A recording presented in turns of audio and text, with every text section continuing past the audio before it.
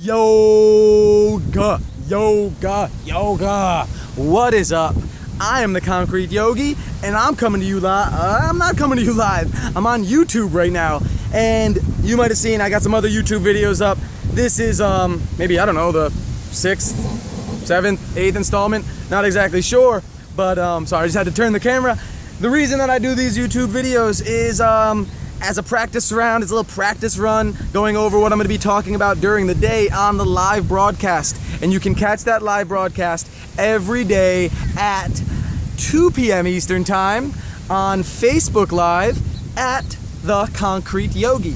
So I hope to see you there every day at 2 o'clock. My YouTube videos are going to be little explanations of what I'll be going over. It's kind of a little practice dry run for me, if you will. If this thing goes just completely horrifically, I can always just delete it and not post it, you know. But the live video is live. There's no script, there's no cuts, there's no takes. There is just me and how real I can come to you in that very moment.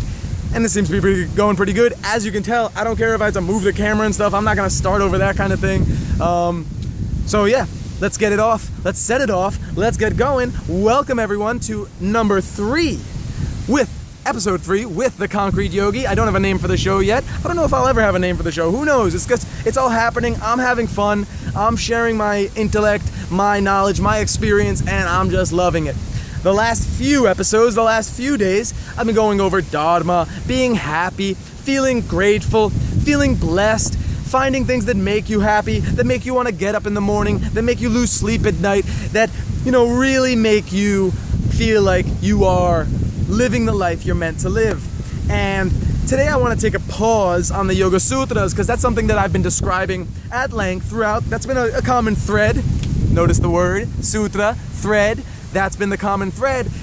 Noticing the philosophy, noticing the psychology behind the practice, so that we're not just doing the warrior 1, warrior 2, handstand splits without any idea what's going on. All right, so today is Wednesday.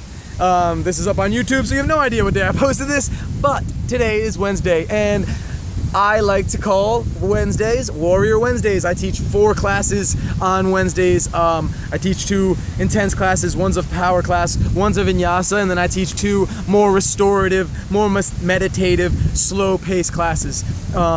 Because it's 4 classes in one day, and I'm the only teacher on that day, I get to name the day. I got that right.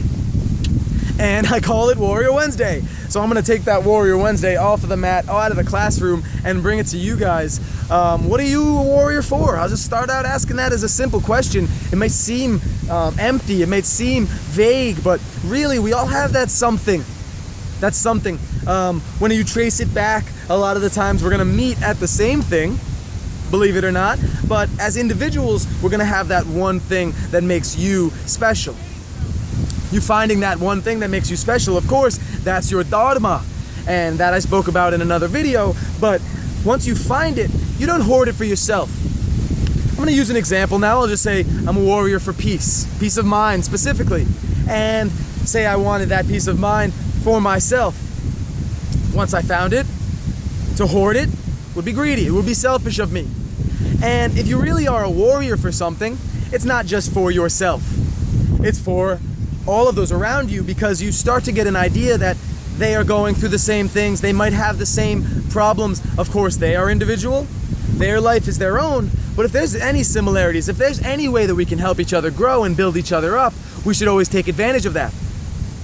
Now, being a warrior for peace, for instance, you'd want to be spreading peace constantly. Those around you who might want to keep you from that peace, you don't allow that to happen. That's the warrior aspect. You don't stoop to their level. You don't allow them to taint your positivity. Instead, you are a warrior. You are strong. Body, mind, concrete yogis, right? So, if you're a warrior for that, think about the warriors of old. Think about any warrior, any military veteran, anyone fighting overseas right now. Especially in, you know, this great nation that we call home, we get to know that they're fighting over there for us, not knowing us in particular, not knowing, unless you have them in your family member, as a family member, of course, they might not be literally fighting for you, but they are. They don't have to know your face, your name, because they know that you deserve the same freedoms as everyone else, and they're fighting for that right. Now, when you hear them interviewed when they come back home, there's always that common theme, that common thread, right?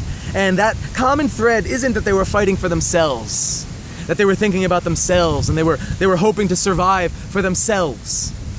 With those warriors, that very special breed of person, of course, they're completely, I'm not trying to compare a warrior for peace mentally and an actual warrior that fights. They're completely different types of people.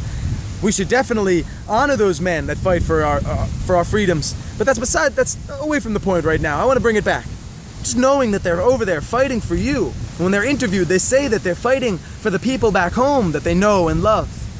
The people not able to fight for themselves, right? Mostly you hear that they were fighting for the person in the trench next to them, their brother or sister in arms. How selfless is that? That's what real warriors are. They become strong enough. They become brave enough, sturdy enough of body and mind. And they are able to do things not for their own safety and freedoms. Yes, at first it's for that reason. They can protect themselves, of course, but they can protect themselves for the larger scheme of things. They can fight for you. They can fight for their brothers and sisters next to them. So once you decide what you're a warrior for, and you take that and you grow with that, and that becomes your passion, your drive. At first it might be a side job. At first it might be a hobby. You know, you keep it in the shed or in the basement, you're tinkering, teetering with it, you're tweaking it to make it your own. And once you find it as your own, you're gonna wanna share that. That's what you are a warrior for. And what do warriors do? They never give up. They never surrender. You've only got this one life, this one body. You've only got today. You've only got this breath. There's no tomorrow or maybe or when I get to it. Because warriors don't have that option. There's fight and flight. And when your back's against the wall, real human instincts, animalistic instincts come into play, and you don't think, maybe tomorrow I'll fight. You know, a lion attacks you. You don't think, maybe that lion will be nice. Maybe he'll just be a nice kitty cat. Come here, kitty, kitty, kitty. No, no, no. You get up and you run. You get up and you run. So when you decide what you're a warrior for, and you instill that in your heart, right? You've heard of people with big hearts. When you've instilled that in your big heart, you run towards that. You fight for that thing. You make it your own. You become a warrior. I am the Concrete Yogi. I am a warrior for yoga, union, unity, peace, love, and joy. Yeah, these seem like cliches. They seem like very vague things. I said that at the beginning. They can be. If you want them to be, they can be. But be a warrior. Be so strong that when negativity, gossip, and drama enters into your life, you are strong enough to push them away. Like a warrior. Have a wonderful day, everyone. Thank you for joining me, the Concrete Yogi. I go live every day at 2 p.m. Eastern Time.